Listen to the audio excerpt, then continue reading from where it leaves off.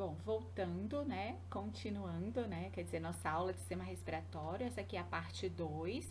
A gente falou dos alvéolos no vídeo passado, né? A gente falou que os alvéolos são as unidades funcionais do pulmão, porque lá dentro dele acontecem realmente o quê? As trocas gasosas. E como é o nome das trocas gasosas? Hematose. Hematose é o nome das trocas gasosas que acontecem aonde? Nos pulmões, mais especificamente nos alvéolos, tá? Aí aqui vocês podem ver que tem um círculozinho, um azulzinho já, né? Que é mostrando aqui, ó, o oxigênio, essa nuvenzinha que tá dentro do alvéolo, trocando aqui, ó, esse rosa também. O nome dessa troca, que troca o CO2 por alvéolo, né? Ela é um tipo de troca celular chamada de fusão, tá? Mas o nome mesmo técnico é hematose, tá? Então vai trocar o sangue vem, que é esse sangue roxinho aqui, ó. Vou até colocar uma seta roxinha daqui, ó. O sangue vem rico em CO2, aí troca no alvéolo, que é essa bolsinha rosa aí sai rico em oxigênio, tá? Ah, como que ele faz, Cláudia? Porque o sangue, eu vou pegar aqui uma canetinha vermelha para explicar para vocês. O sangue eu vou redesenhar aqui em cima no canto superior direito, tá? Então a célula do sangue é a hemácia, tá desenhadazinha aqui em cima. Ela é como se fosse uma bolinha assim, tá vendo? Ele é como se fosse um discozinho. Então dentro dessa célula do sangue, vou mudar a caneta aqui, existe uma substância, né, que dá cor ao sangue chamada hemoglobina. Então eu vou colocar um H aqui dentro e um B, tá? Um B de bola. Lá até dentro dos hemogramas você vai ver hemoglobina. Então dentro da hemácia, tá? Dentro da hemácia, vou escrever aqui hemácia. Dentro da hemácia é a célula do sangue. Nós vamos estudar ainda sistema circulatório, aí vocês vão ver, né? Vamos estudar o sangue, que o sangue é um órgão, né? Então, aqui eu tenho a hemácia. A hemácia, escrevam aí no caderninho de vocês, desenhem, façam como vocês quiserem. Hemácia, meu Deus do céu, que letra horrível. Hemácia. A hemácia, ela é a célula do sangue. Dentro da hemácia, eu tenho quem? Eu tenho a hemoglobina, que é um pigmento, né? Uma molécula. Então, dentro da hemácia eu tenho vou escrever de preto aqui para vocês saberem. A hemoglobina.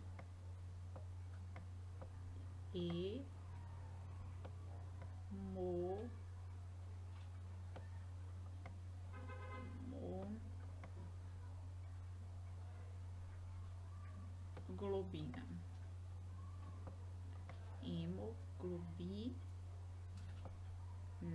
que é conhecida como HB.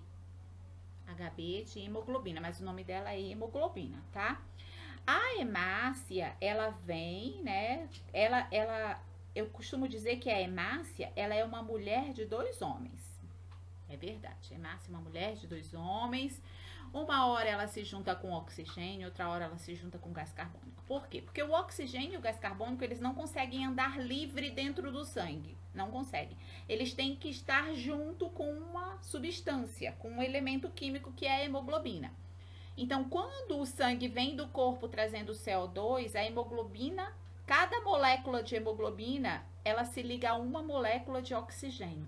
Então, ou de CO2, né? Quando vem lá do sangue. Então, vou colocar aqui em azul a hemoglobina, tá? Hemoglobina mais CO2. Hemoglobina mais CO2, mais o gás CO2, é igual a uma substância chamada carboxi, desculpa, carboxi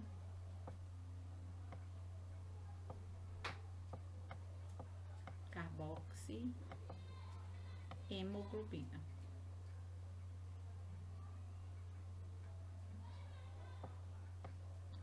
Hemo, tracinho, hemoglobina.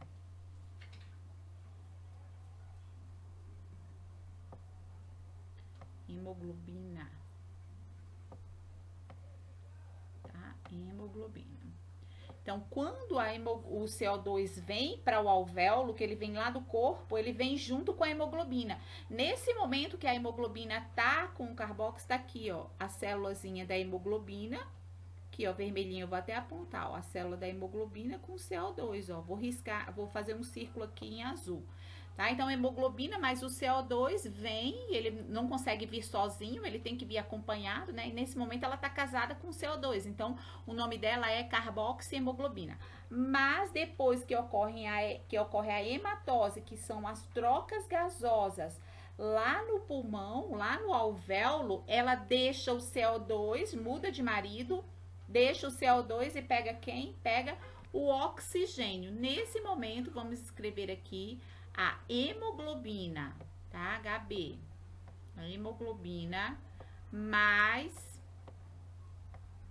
o oxigênio, o O2, é igual a um composto chamado não sei se vocês podem colocar direitinho no caderno de vocês, tá? Oxihemoglobina.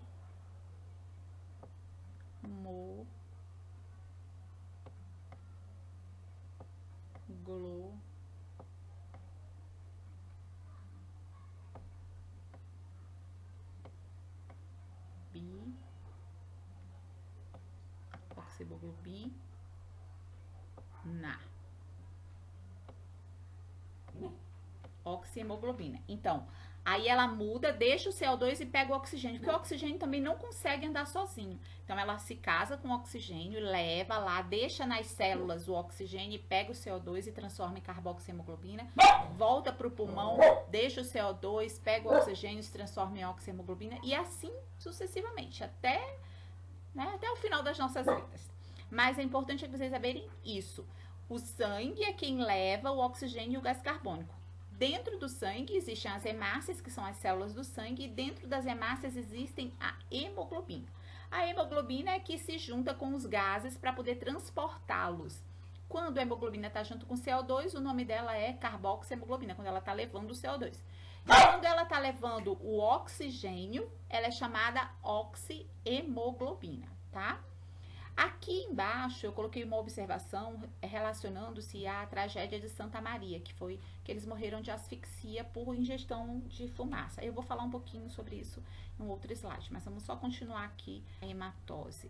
Aqui, ó, é muito importante, vocês lembram que lá na nossa parte 1, né, no começo, eu pedi para vocês colocarem aí diferença entre ventilação e respiração. Eu pedi isso para vocês, não foi? Pois agora a gente vai aprender qual é a diferença. Aqui vocês estão vendo, aqui em cima, onde está escrito atmosfera, vou até circular aqui, é o ar atmosférico. Então, a gente respira oxigênio, tá vendo? Tem O2 e tem CO2. A gente respira oxigênio que vai para o pulmão, vai para o sangue, e é levado vai para o coração, leva para todas as células, volta em forma de CO2 e é colocado para fora o CO2, tá? Esse é o que a gente já viu que é o caminho do oxigênio e do gás carbônico, né? Então, é o caminho que o sangue faz, levando o oxigênio, trazendo o gás carbônico. Tudo bem.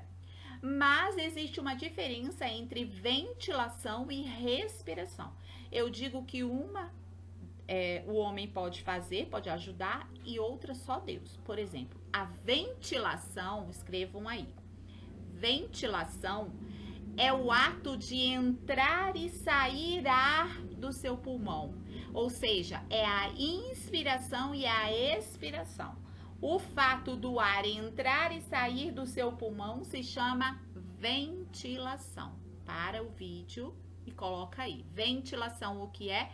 É o ato de entrar e sair ar do seu pulmão, tá? Ou seja, são os movimentos de inspiração e expiração. E a respiração é aquilo que acontece lá dentro dos alvéolos, dentro do pulmão. A respiração são as trocas gasosas. Isso aqui é a respiração, tá? Propriamente dita. Respiração. Respiração. Tô escrevendo aqui, para você já vai aparecer escrito. Dá um tempinho só para eu escrever esse analfa aqui. Respiração, tá? A ventilação nós conseguimos fazer. Por que eu digo isso? Vamos supor, né? Um cara fumou a vida inteira, destruiu um bocado de alvéolo, não consegue respirar direito, chega lá com enfisema, que é uma doença causada pelo cigarro. Aí o médico fala, ó, temos que entubar esse paciente. Quando o médico entuba, coloca no respirador, ele vai ventilar o paciente. Ele não vai respirar por esse paciente. Ele vai ventilar o paciente. Ele vai colocar ar para dentro e tirar o ar de dentro do pulmão. Colocar e tirar. O aparelho consegue fazer isso. Mas para que eu não perca esse paciente, para que ele sobreviva, eu preciso que ele faça a respiração, que os alvéolos dele troquem façam as trocas gasosas. Se esse paciente destruiu os alvéolos dele ao longo da vida dele toda, se ele tem só um pouquinho de alvéolos, dos 380 milhões, ele tem, sei lá, 50 milhões, ele tá ferrado, com perdão da palavra. Por quê? Porque eu, como profissional da saúde, o médico, todos nós conseguimos colocar ar para dentro, conseguimos colocar oxigênio, e tirar o gás, não consegue tirar o gás carbônico porque a troca não é feita. Consegue colocar para dentro e tirar o ar, mas não é oxigênio, não é CO2 que sai. Por quê? Porque não está sendo feitas as trocas gasosas, porque ele não tem alvéolo, ele destruiu com o cigarro.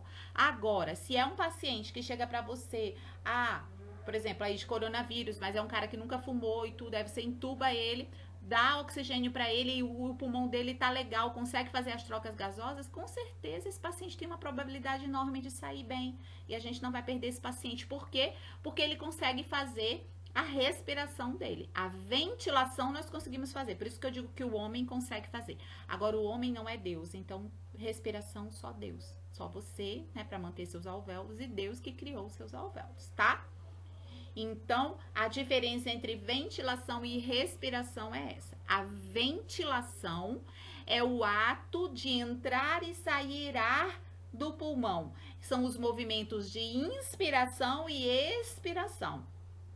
A respiração são as trocas gasosas, né, de O2 por CO2, que acontecem nos alvéolos, também chamada como hematose. Tudo bem? Anotaram isso daí? Tá? Tem que anotar. Isso é uma coisa que vocês não podem perder, é muito importante. Tanto é que eu falei bem lá no começo da parte 1 do nosso sistema respiratório, tá? Aí eu falei pra vocês sobre aquela questão da morte por asfixia, né? Então, às vezes, o que acontece? Eu não sei se vocês lembram, mas em Santa Maria, no Rio Grande do Sul, aconteceu uma tragédia, né? Um incêndio de uma boate, a Boate Kiss. E lá dentro, muitas pessoas que não conseguiram sair morreram porque inalaram muita fumaça, nem foi por queima, mas inalou muito. E outras pessoas que conseguiram sair de lá foram para o hospital, mesmo assim morreram, também porque inalaram muita fumaça. Então, dos meus alvéolos, eles precisam de oxigênio para fazer a troca. Quando você respira a fumaça, o que é a fumaça? A fumaça é cianeto, né? É CO2 puro. Então, você não está inalando oxigênio, você está inalando CO2, né? Inalando, inspirando e expirando CO2. Então, as suas células começam a morrer, a serem destruídas. Por quê? Porque o seu alvéolo começa a ser danificado, tá? Ele começa a ser destruído. E aí, se houver uma destruição muito grande por uma inalação muito grande de fumaça, quando ele chega lá na UTI, que você entuba, o paciente não tem alvéolo para fazer a troca gasosa. Entendeu? Porque foi destruído com a fumaça. O cianeto, ele vai destruir, o CO2 ele destrói. Sem condições de fazer essa troca gasosa, ele faz uma pneumonia e acaba indo a óbito. Agora, às vezes, ele inalou bastante fumaça, mas você consegue recuperar esse paciente, né? Consegue limpar esse pulmão. Mas é um pouquinho mais difícil. Por isso que o incêndio, ele é grave, não só com a possibilidade de você pegar fogo no seu corpo, mas sim de você inalar a fumaça. Que é a mesma coisa que a gente faz inalando esses gases tóxicos que são exalados pelos ônibus, pelos carros, né? Que a gente acaba... Só que você não fica com o narizinho lá dentro, mas acaba inalando e acaba tendo problemas respiratórios. Nas grandes cidades é muito comum as pessoas terem problemas respiratórios por conta da poluição, né? E aí, nós vamos falar dos pulmões agora, né? Os alvéolos constituem lá os pulmões, mas vamos ver como é que se formam esses pulmões, tá? Então, os pulmões, eles são órgãos esponjosos, são aerados, né? Cheio de ar também. Medem mais ou menos 25 centímetros de comprimento, cada um deles, tá? E envolvendo esses pulmões existe uma membrana dupla, né? Que tem duas camadas, uma membrana que envolve os pulmões, e o nome dessa membrana é chamada pleura. A pleura, ela tem a parte externa, que envolve o pulmão externamente, é chamado pleura parietal, e tem a parte interna, que envolve o pulmão internamente, que é chamado de pleura visceral, tá? A gente vai falar sobre os pulmões e sobre a pleura bastante ainda aqui nessa aula. Na base do pulmão, dividindo o tórax do abdômen, tem um músculo grande chamado diafragma. Tá? E daí daqui a pouco a gente vai começar a falar dos músculos da respiração. O pulmão, ele está dos dois lados. Tem o pulmão do lado direito e tem o pulmão do lado esquerdo. O pulmão do lado direito é dividido em 3 partes, que a gente chama de lobos. E o pulmão do lado esquerdo é dividido em 2 partes, tá? Então, a gente vai ver essas divisões direitinho. Só voltando, do que você tem que anotar desse slide aqui, tá? Que os pulmões são 2 pares, né? Um lado direito, o outro esquerdo. O direito tem 3 lobos, 3 partes, e o esquerdo tem 2 lobos, tá? E que os pulmões são envolvidos por uma dupla camada chamada pleura, que a parte externa dela se chama pleura parietal e a parte interna se chama pleura visceral. E que dividindo o tórax do abdômen existe um músculo chamado diafragma, que é muito importante. O diafragma é o principal músculo da respiração. Pode colocar aí que isso também é questãozinha certa. Qual o principal músculo da respiração? É o diafragma, tá? Aqui nessa figura é bem tranquilo de você entender, tá? Aqui do lado direito eu coloquei números. Por exemplo, o pulmão direito a gente viu que é dividido em 3 pedaços ou 3 lobos. Esse número 1 é o lobo superior, coloque aí, número 1, superior. O lobo 2 ou pedaço 2 é chamado lobo médio. E o 3 aqui, lobo inferior. Você pode inclusive desenhar e colocar os numerozinhos. Eu vou até fazer o seguinte, eu vou cortar aqui, ó, pra vocês verem direitinho como é que ele fica. Um pedacinho aqui, esse pedacinho aqui e esse daqui, tá? Então, aqui, ó, o 1 é o lobo superior, o 2 o lobo médio e o 3 o lobo inferior, tá? Que o pulmão direito é dividido em 3 partes. O pulmão esquerdo, a gente viu que ele é dividido em 2 partes. É o número 4, que é o lobo superior, e o 6, que é o 5, desculpa, que é o lobo inferior. O pulmão esquerdo não tem o lobo médio, só tem o lobo superior e o inferior. E o 6, né, esse chapéuzão aí, begezinho, é o nosso diafragma. É o músculo que é o principal músculo da respiração e que ele divide o tórax do abdômen, senão as vísceras, né, o intestino, o fígado e tal, subia tudo e comprimia o pulmão, comprimia o coração. Tá vendo esse espaçozinho aqui que eu vou colocar um X, vou colocar até um X roxinho, tá? Esse espaço aqui, nesse X aqui, é chamado mediastino. Quando a gente vai estudando sistema cardiovascular, vocês vão ver que é aí que se encaixa o coração, tá? Então, é no mediastino, tá bom? Essa figura eu acho ela extraordinária, você consegue ver a traqueia direitinho, os brônquios você ainda consegue ver um pouquinho ali, tá? Que ele tá entrando em cada pulmão desses, tá? Pra irrigar, beleza? Aqui nós vamos ter uma visão do lado direito, tem uma dissecção, né? Um pulmão de cadáver, um recém-retirado, por isso que ele tá bem rosinha, essas partes de cima. E o outro, um pulmão necrosado já, ou como você poderia também fazer uma analogia como o pulmão de um fumante. Esse é o pulmão visto das costas, tá? Essas duas figuras de cima, é você vendo o pulmão de trás, pelas costas. Se você virar ele para frente, você vai ver aqui, ó, o coração alojado, encaixado, aninhado entre os dois pulmões. Olha que coisa mais linda, né? Maravilhoso? Extraordinário. E esse lugarzinho que o coração fica se chama mediastino. Aqui em cima nós temos aqui, ó, nós temos nessa setinha, a gente tem o pulmão como se fosse uma árvore. Vê que os bronquíolos estão todos como se fosse uma grande árvore. É o que a gente conhece também como a árvore da vida, né? Porque ali está os alvéolos e tal.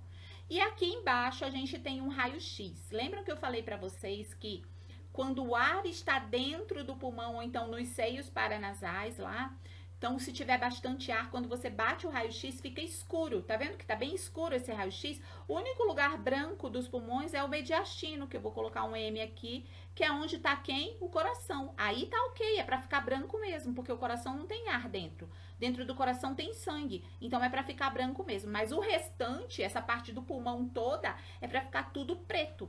O branco também tá os ossos que não tem ar dentro, tá? Mas o pulmão desse raio-x tá excelente. Por quê? Porque tá bem pretinho, bem escuro, tá? Então tá, ó, top, não tem pneumonia, não tem secreção, não tem nada. Porque tem bastante ar aí dentro, é pra tá preto mesmo, tá? A gente vai ver depois um raio-x mais embaixo, um raio-x com o pulmão bem comprometido. E aí a gente falou do pulmão, a gente vai falar da pleura. A pleura são aquela camada dupla, né, que reveste o pulmão. Então ela tem 3 folhetos. Por que ela tem 3? Vou explicar. Cláudia, mas você não falou que ela é dupla? É dupla, mas são 3 folhetos, vamos dizer assim. Então tem a pleura parietal, que reveste externamente, tem a pleura visceral, que reveste internamente, e entre uma pleura e outra eu tenho um espaço chamado espaço pleural. Por isso que chama-se 3 folhetos, porque tem o espaço pleural. Dentro desse espaço tem um líquido chamado líquido pleural, que ajuda o pulmão a ser elástico. O pulmão, ele tem elasticidade, porque na inspiração ele aumenta de tamanho e na expiração ele diminui. Essa elasticidade é dada pela pleura, é dado pelo líquido pleural, tá? Vai ver isso agora melhorzinho aqui, isso, tá? Então aqui, ó, do lado direito, aqui, eu vou até colocar uma setinha, aqui, ó, nesse roxinho aqui, tá? Eu tenho a pleura, ó, a pleura parietal, a pleura, o espaço pleural aqui e a pleura visceral, que é a parte interna, tá? Ela pegou esse quadradinho aqui, que eu vou fazer um X, ó, e aumentou pra cá, pra que você veja, tá? Dentro desse espaço pleural, eu tenho o líquido pleural. Às vezes, por algum trauma ou por pneumonia, pode ser que essa pleura rompa e esse líquido pleural derrame, que é o conhecido derrame pleural, que tá aqui, ó. Derrame pleural. Aí fica esse espaço aqui, geralmente para tirar isso, esse líquido, a gente tem que passar um dreno de tórax, o cirurgião vai passar um dreno de tórax para poder drenar esse paciente. Geralmente em pneumonia acontece muito derrame pleural, tá? E aí, quando você bate a foto lá do derrame pleural, vai bater o raio-x para descobrir que o paciente está com derrame pleural, o raio-x fica desse jeito, tá vendo? Dá uma olhadinha nesse raio-x que tá aqui. Compara com o raio-x anterior, aquele tava todo pretinho. Olha esse pulmão do lado direito desse pulmão. Ele tá todo esbranquiçado na base, no lobo médio, no lobo inferior, então ele tá com uma pneumonia grave, ou então um derrame pleural mesmo, tá? Então tem que botar um dreno de tórax para salvar esse paciente aí. Você vê que ele tá quase sem pulmão no lado esquerdo e o pouco de ar que tem dentro do pulmão tá cheio de infiltração, cheio de secreção. Provavelmente é um paciente que deve estar com uma tosse muito cheia de catarro. Do pulmão do lado esquerdo dele, ele tem bastante pulmão, graças a Deus, né? Então tá até bem escurinho. Mas o pulmão do lado direito tá ferrado, pode dar uma sepse, uma infecção muito grande, tá? Só para vocês compararem os dois. Aqui, mais uma vez, a pleura, né? A pleura visceral, que é a pleura interna, tá vendo, ó? Visceral pleura, que é a pleura visceral, e a pleura parietal, que aqui recobre externamente. Só mais uma vez para saberem. E aqui, como que a gente respira? Então, é a entrada e a saída de ar, que acontece a inspiração e a expiração, tá? Que é conhecido como uma ventilação pra gente. E aqui tem um filminho sobre o movimento respiratório que eu vou estar passando pra vocês. Tem o link mais embaixo, também vou deixar no descritivo, que é pra vocês poderem ver esse filme da inspiração, o pulmão enchendo de ar e esvaziando, é bem legal. Sendo que, lembra quando a gente subdividiu o sistema respiratório em porção condutora, zona condutora, porção respiratória e músculos? Pois é, a gente já estudou a porção condutora, já estudamos os alvéolos, agora a gente vai estudar os músculos, tá? Então, o principal músculo da respiração, quem é? A gente já viu? O diafragma, tá? Esse músculo, ele separa o tórax do abdômen e junto com os músculos intercostais, que são os músculos das costelas, ele ajuda, auxilia na respiração, tá? Na ventilação também. Então, a gente vai agora como que isso funciona. Por exemplo, aqui, ó, o diafragma e os intercostais primários, né, que são os principais, mas existem outros músculos que ajudam eles, são os músculos secundários, que são os escalenos, o esternocleidomastoide, o peitoral maior, o trapézio grande dorsal, o elevador da espinha, os abdominais, todos esses são secundários, ou seja, auxiliam a respiração. Mas os principais mesmo são os diafragmas e o intercostal, os intercostais, sendo que o principalzão, grandão mesmo, o top da respiração é o diafragma. São esses basicamente os músculos que atuam na respiração, na ventilação. E a mecânica dessa ventilação, como é? Olha só, na inspiração, olha a setinha do ar. O ar entra, tá? E aí o tórax enche e o diafragma, ó a setinha de baixo empurrando o diafragma desce na inspiração. Na expiração é o contrário, o ar sai, o tórax diminui e o diafragma, ó a setinha, sobe, tá? Então, a gente vai ver aqui, olha só, nesse ciclo respiratório, ó, tá vendo essas setinhas vermelhas? Aqui é na inspiração, vou até circular, na inspiração, o diafragma desce, se contrai, abaixa, o tórax aumenta, os pulmões se distendem e o ar é inspirado. Aí, quando o ar é botado para fora, o tórax, olha aqui, na expiração, diminui o tórax e o diafragma sobe, tá? Ele se eleva. Então, essa é a mecânica da respiração. Então, coloquem aí. Na inspiração, o que que acontece? O ar entra, botem desse jeitinho aí no caderninho de vocês. Inspiração, mecânica da ventilação. Inspiração. Inspiração, o ar entra, o tórax se expande, o pulmão se distende, né? O diafragma desce, tá? Vai para baixo, é empurrado para baixo. Na expiração, o ar sai, o tórax, os pulmões se contraem, o tórax diminui e o abdômen e o diafragma sobe, se eleva, tá? Então, coloquem desse jeitinho aí. Por que esse movimento respiratório é tão importante para a nossa sobrevivência? Porque sem ele, sem essa mecânica da respiração, eu não consigo colocar o ar para dentro para poder fazer as trocas gasosas. Então, eu preciso de toda essa musculatura, por isso que quando a pessoa está com desconforto respiratório, ela fica cansada, porque o músculo está exigindo muito do músculo, né? Então, para que o ar entre e chegue até os alvéolos, eu preciso que essa mecânica da respiração, eu preciso que a ventilação aconteça. Uma depende da outra. Para que a respiração aconteça, eu preciso que a ventilação aconteça, tá? E aí, quando o ar, consigo fazer o ar entrar dentro do meu pulmão, tá? Aí acontece a hematose lá nos alvéolos, ok? Então, aqui é mais um fluxogramazinho, né?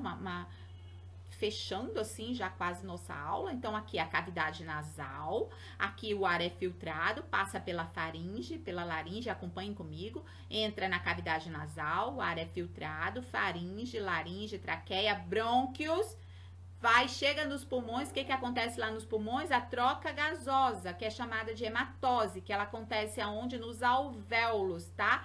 Aí esse sangue rico de oxigênio vai para as células, que alimenta essas células, produz energia, as células jogam para fora os resíduos, que é o CO2, que volta para cá, para os alvéolos, dos alvéolos ele volta na expiração, passa pelos pulmões, pela faringe, laringe, brônquios, cavidade nasal e volta para a atmosfera, tá? Então, é um ciclo, por isso que é importante a gente respirar, tá?